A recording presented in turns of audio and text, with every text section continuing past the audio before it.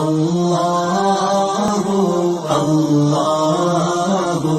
اللہ اللہ۔ 102 کے اندر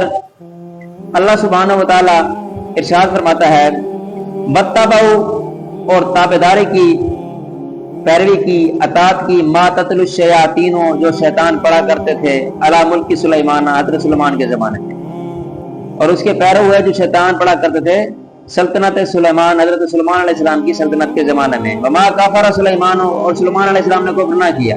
ولکن الشیاطین کفروا لیکن شیطان کافر ہوئے، شیطانوں نے کفر کیا۔ یعلم الناس السحر لوگوں کو جادو سکھاتے، اور وما انزل علی ملکین اور وہ جو نازل کیا گیا، وہ جو اتارا گیا علی ملکین 2 فرشتوں پر، ببابل بابل میں، ہاروت و ماروت ہاروت اور ماروت پر جو اتارا گیا بابل کے اندر۔ وما یعلمان اور وہ دونوں نہ سکھاتے تھے دونوں، من احد کسی کو، حتیٰ جب تک کہ یقولا وہ دونوں یہ نہ کہہ لیتے انما بے شک نحنو ہم تو فتنتن آزمائش میں، بے شک ہم تو نری آزمائش کے اندر ہیں۔ فلا تکفر تو ایمان نہ لے آؤ، اپنا ایمان نہ کھو، فلا تکفر مطلب ہے کفر نہ کرو، یعنی جو تمہارا ایمان ہے اس کو آپ نہ کھوئیں۔ فیتعلمون منہما تو سیکھتے ان دونوں میں سے، ما یفرقون جو جدائی ڈالیں، بھی اس سے یعنی وہ جو جادو تھا اس سے سیکھنے سے، بین المرء و زوجہ مرد اور اس کی بیوی، مرد اور اس کی عورت کے درمیان جدائی ڈالیں، وما هم بضارین اور وہ نقصان نہیں پہنچانے والے، من احد کسی ایک کو، الا باذن اللہ اللہ کے حکم کے علاوہ، یعنی اللہ کی اجازت کے بغیر وہ کسی کو کوئی تکلیف، کسی کو کوئی نقصان پہنچانے والے نہیں ہیں۔ ویتعلمون اور سیکھتے ہیں، ما یضرهم جو انہیں نقصان دے گا، ولا ينفعهم اور نفع نہ دے، یعنی وہ سیکھتے ہیں جو انہیں نقصان دے گا انہیں نفع نہ دے گا۔ بلقد اور تحقیق، عالم انہیں معلوم ہے، لمن اشتراہ جو انہوں نے خریدا، جس کا انہوں نے سودا کیا، ما لہ نہیں ہے ان کے لیے، فی الآخرۃ آخرت میں، من خلاق کچھ حصہ، ان کے لیے آخرت میں کچھ حصہ نہیں ہے۔ ولبئس اور کتنی بری چیز ہے، ما شروا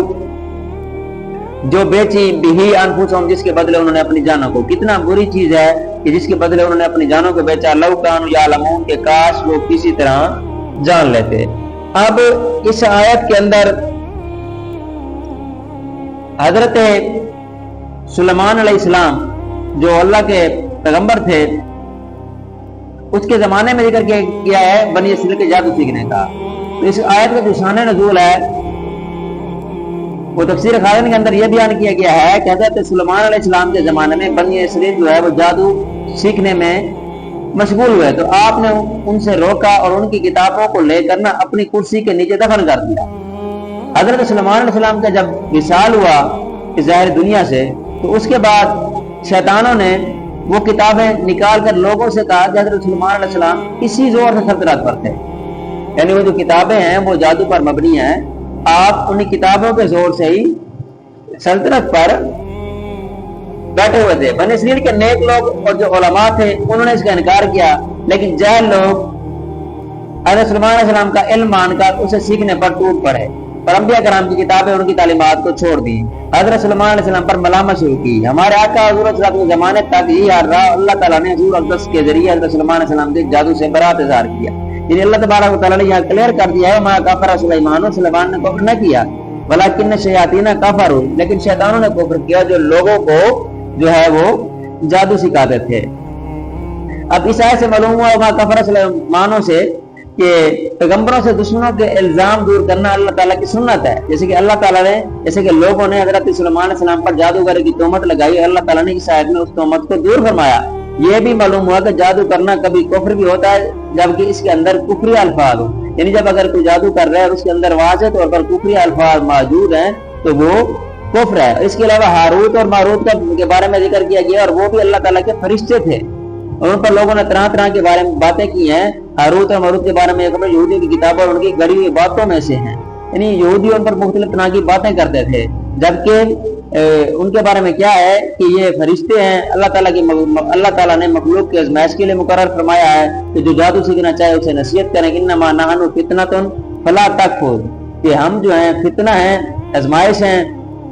تو تم جو ہے وہ کفر نہ کرو۔ اس کے اندر ایک تو فرشتوں کی عصمت بیان کی گئی، جو فرشتے جو ہے وہ گناہوں سے محفوظ ہوتے ہیں۔ امام فخرالدین رازی فرماتے ہیں کہ اس آیت سے ثابت ہوا کہ جو فرشتے ہیں تمام گناہوں سے معصوم ہیں، کیونکہ اللہ تعالیٰ کا یہ فرمانا کہ وہ غرور نہیں کرتے اس بات کی دلیل ہے کہ فرشتے اپنے پیدا کرنے والے اور اپنے بنانے والے یعنی اللہ رب العالمین کے اطاعت گزار ہیں، اور کسی بات اور کسی کام میں بھی اللہ تعالیٰ کی جو ہے مخالفت نہیں کرتے۔ تو جادو کے بارے میں اس کی ذکر کیا گیا ہے کہ اللہ تبارک و تعالیٰ نے جو تھا وہ فرشتے کی طرف جو منسوب کرتے تھے ہاروت اور ماروت کی طرف، تو انہوں نے واضح کہہ دیا کہ ہم جو ہیں تمہارے لیے آزمائش ہیں، تم اس سے دور رہو۔ اور جادو اگر اس کے اندر واضح کفری الفاظ موجود ہوں تو پھر وہ ہے وہ کفر کے اندر جاتا ہے۔ حدیث کے اندر جادو کی بہت مذمت بیان کی گئی۔ حضرت عثمان بن ابی عاص رضی اللہ تعالیٰ عنہ فرماتے ہیں کہ میں نے حضور علیہ السلام کو ارشاد فرماتے سنا، اللہ تعالیٰ کے نبی حضرت داؤد علیہ السلام رات کی ایک گھڑی اپنے گھر والوں کو بیدار کرتے اور ارشاد فرماتے، اے آل داؤد اٹھو اور نماز پڑھو، کیونکہ اس گھڑی میں اللہ تعالیٰ جادوگر اور نہ حق ٹیکس لینے والے کی دعا جو ہے وہ ہرگز قبول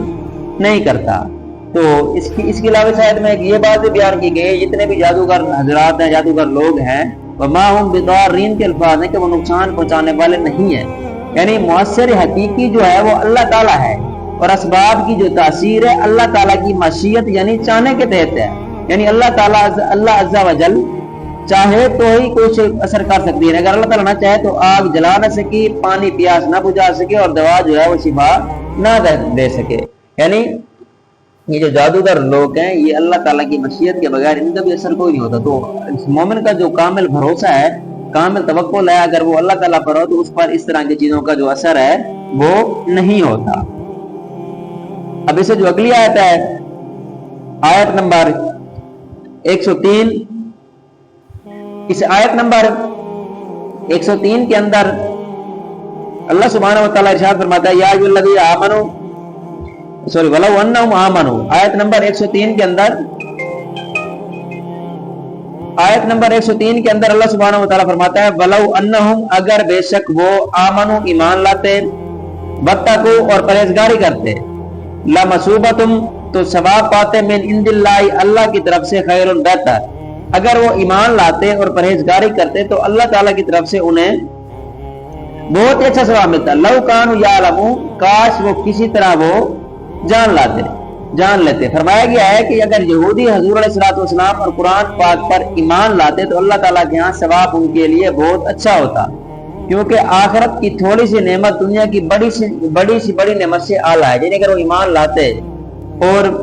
پرہیزگاری کرتے تو ان کے لیے جو اجر ہوتا وہ آخرت کے اندر ہوتا۔ دنیا کی اعلیٰ سے اعلیٰ نعمت اور جنت کی کوئی نعمت ادنا ہے نہیں، اگر کوئی بھی چھوٹی سی نعمت ہے تو وہ بھی دنیا کی اعلیٰ سے اعلیٰ نعمت سے بھی افضل ہے، بشرطے کہ وہ ایمان لاتے تو اس کے بھی وہ حقدار ہوتے ہیں۔ اسے جو اگلی آیت ہے،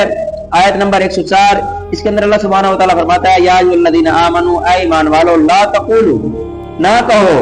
رائنا، اے ایمان والو رائنا نہ کہو، وقولوا اور کہو، انظرنا، حضور ہم پر نظر فرمائیں، حضور ہم پر نظر رکھیں، واسمعوا اور پہلے ہی بغور سنو، وللکافرین اور کافروں کے لیے عذاب علیم، دردناک جو ہے وہ عذاب ہے۔ اب اس آیت نمبر 104 ہے، اس کے جو شان نزول ہے وہ یہ ہے کہ جب حضور علیہ السلام صحابہ کرام کو تعلیم و تلقین فرماتے تو کبھی کبھی درمیان میں آپ عرض کر دیتے، رائنا یا رسول اللہ، اس کے یہ معنی تھے کہ یا رسول اللہ ہمارے حال کی رعایت کیجیے، یعنی کلام اقدس کو اچھی طرح سمجھ لینے کا موقع دیجیے۔ یہودیوں کی جو لغت تھی اس کے اندر یہ جو کلمہ تھا بے ادبی کا معنی رکھتا تھا، اور انہوں نے اسی برے میں سے کہنا شروع کر دیا۔ حضرت سعد بن معاذ حضور علیہ السلام کے صحابی، آپ ان کی اصطلاح سے واقف تھے، آپ نے ایک روز یہ کلمہ ان کی زبان سن کر فرمایا، اے دشمنان خدا، تم پر اللہ تعالیٰ کی لعنت ہو، اگر میں نے اب کسی کی زبان سے یہ کلمہ سنا تو اس کی جو ہے وہ میں گردن اڑا دوں گا۔ یہودی نے کہا، آپ تو ہم پر برہم ہوتے ہیں جبکہ آپ کے جو نبی ہیں، اس کی موجودگی میں جو آپ کے مسلمان ہیں وہ بھی یہی کہتے ہیں۔ اس پر رجیدہ ہو کر انہوں نے سرکار کی خدمت میں عرض کی کہ یہ آیت نازل ہوئی کہ رائے نہ کہنے کی معنی فرمائی گئی، اور اس کے معنی کا دوسرا الفاظ انظر نہ کہنے کا حکم دیا کہ اے حضور ہمارے حال پر رحم فرمائیں۔